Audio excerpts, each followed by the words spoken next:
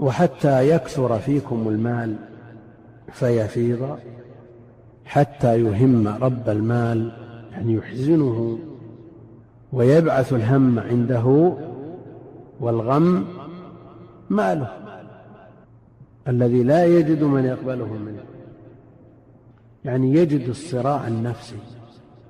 هو مأمور بإخراج هذا المال، بل الأمر به ركن من أركان الإسلام، مأمور بإخراج الزكاة، مأمور بإخراج الصدقة، الإنفاق في سبيل الله، لكن يبحث ما يجد. وأنتم تعرفون أن الصدقة في وقت الحاجة أمرها عظيم.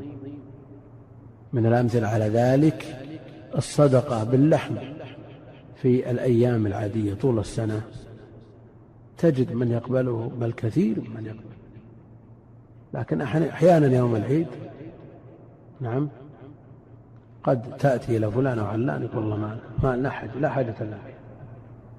فكيف إذا كان في آخر الزمان يدور الإنسان بصدقته بزكاته لا يجد من يقبلها؟ وهذا لا شك أنه يهم ويحزن، لا سيما من فرط بالزكاة والإنفاق في سبيل الله في الوقت الذي يوجد فيه من يقبله. وحتى يعرضه فيقول الذي يعرضه عليه لا أرب لي به، يعني لا حاجة لي به. وتقدم قول الرجل لو جئت بها بالأمس لقبلت، أما في اليوم فلا. وهذا زيادة في الهم، هذا زيادة في الهم.